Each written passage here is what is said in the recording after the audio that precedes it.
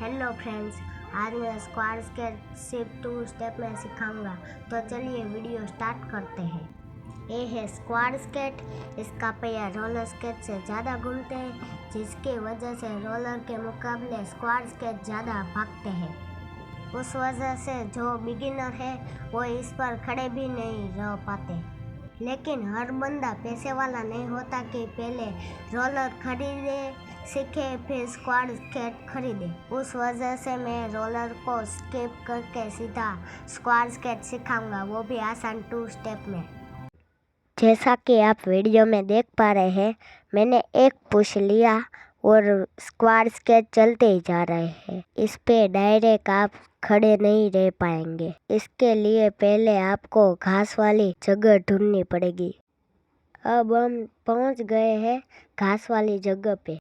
घास की वजह से हमारे टायर घूमेंगे नहीं, क्योंकि घास की वजह से हमारे टायर घास पर प्रेस हो जाएंगे, जिनकी वजह से हमारे टायर घूमेंगे नहीं। उसी की मदद से हम घास में बड़ी आसानी से चल फिर सकेंगे। अगर रोड पर या ग्राउंड में सीधा चलाओगे तो बार बार गिरोगे और चोट भी लग सकती है। इसलिए पहले घास वाले मैदान में चलना सीख लीजिए। लेकिन ऐसे चलोगे तो प्रोफेशनल लुक नहीं आएगा। उसके लिए क्या करना है, पहले अपनी बॉडी को बेंड कीजिए, फिर चलाना है।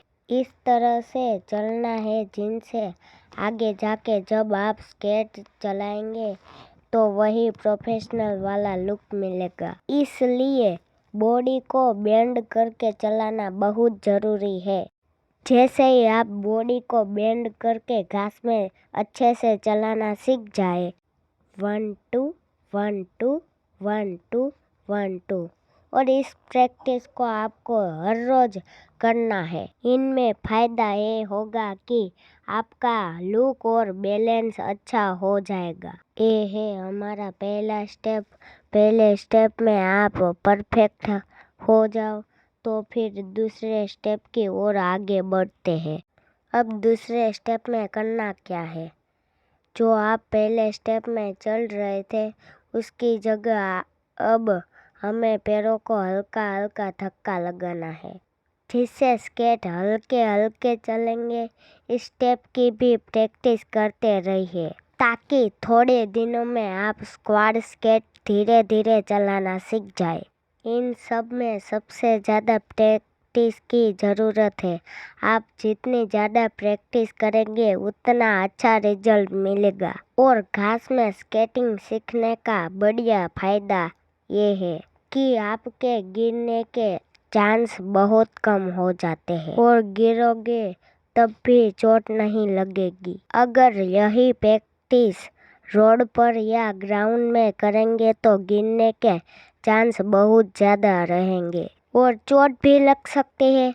यदि थोड़ा बहुत अच्छे चलाना सीख जाओ तो फिर ग्राउंड में जा सकते हो। आप ग्राउंड में आ गए हैं तो पहले सेफ्टी पहन लीजिए ताकि गिरे तब भी आपको चोट ना लगे। ग्राउंड में आ गए हो तो जो स्टेप सीखे हो उसे धीरे धीरे कीजिए। अपने पैरों को हल्का हल्का पुश करें और यही प्रैक्टिस बार बार करते रहे। एक बार फिर बता रहा हूँ कि इन सब में ज़्यादा अहमियत प्रैक्टिस की है, तो ज़्यादा से ज़्यादा प्रैक्टिस करते रहना। अगर मेरी ये वीडियो आपको पसंद आई तो लाइक, शेयर एंड सब्सक्राइब कर देना।